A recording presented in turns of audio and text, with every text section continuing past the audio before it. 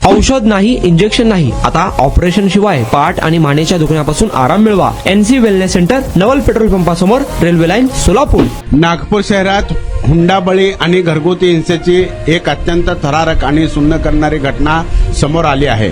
लग्न झाल्यानंतर अवघ्या 4 महिन्यातच फाजिला जबीन शेख या नवविवाहितेचा सासरच्या लोकांनी छळ केल्याचं समोर आलंय.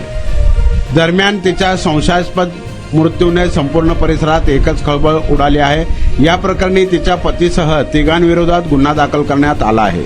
अमरावती येथील रहिवासी असलेल्या फाजिला हिचे लग्न याच वर्षी जानेवारी महिन्यात नागपूरच्या बोरियापुरा येथील रहिवासी जुबेर शेख याच्याशी झाले होते. लग्नानंतर सुरुवातीच्या काही काळ सर्व काही व्यवस्थित आणि सामान्य सुरू होते, परंतु त्यानंतर सासरच्या मंडळीकडून हुंड्याची मागणी करत तिचा मानसिक आणि शारीरिक छळ सुरू करण्यात आला.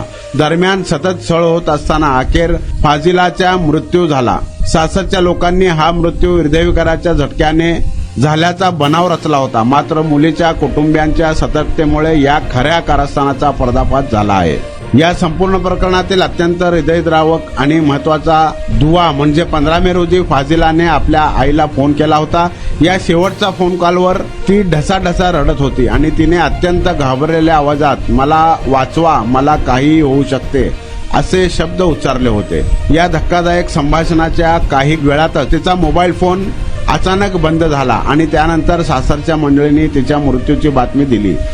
जेव्हा मृत मुलीचे आई वडील नागपूरला पोहोचले तेव्हा सासरच्या लोकांनी सुरुवातीला मृतदेह त्यांच्या स्वाधीन करण्यास स्पष्ट नकार दिला. नंतर नातेवाईकांच्या दबावामुळे मृतदेह अंत्यसंस्कारासाठी अमरावती येथे नेण्यात आला.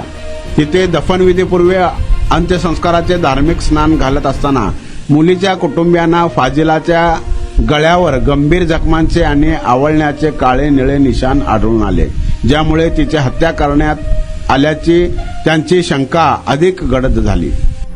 मृत फाजिलाचा भाऊ मोहम्मद आवेश अब्दुल हसन याने या छळाविरुद्ध आणि हत्येच्या संशयाबाबत तातडीने पोलिसांकडे अधिकृत तक्रार नोंदवली.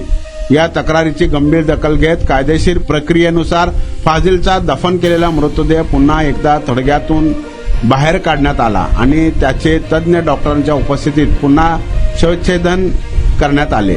या प्राथमिक पोस्टमॉर्टम रिपोर्टमध्ये सासरच्यांचा हार्ट अटॅकचा दावा पूर्णपणे खोटा ठरला असून फाजिलाचा मृत्यू दम भरल्याने म्हणजे श्वास रोखल्याने झाल्याची अधिकृत पुष्टी झाली. या धक्कादायक अहवालानंतर पोलिसांनी तातडीने कारवाई करत आरोपींना बेड्या ठोकण्यास सुरुवात केली आहे. आणि आता अवस्था अशी व्हायला लागली होती की मी बसत किंवा उभं राहत नव्हतो, तर जास्तीत जास्त झोपून राहायचा प्रयत्न करायचो. सलगपणे आपण एखादं काम करायला लागलो की बॅकमध्ये पेन येतोय. सुरुवातीला मी त्याला इग्नोर करायचा प्रयत्न केला. त्याच्यानंतर मला जाणवलं की इग्नोर करून हे काही कमी होत नाही. या ट्रीटमेंटच्या दरम्यान मला कुठल्याही गोळ्या किंवा इंजेक्शन घेण्यासाठी सुचवलं गेलं नाही. मला पाठदुखीचा खूप त्रास होता. आयुष हॉस्पिटल जयसिंगपूरमध्ये दाखवलं. त्यांनी त्यावर मला सर्जरीचा सल्ला दिला. त्यामुळे मी आज साधारणपणे 90% पर्यंत रिलीफ आहे.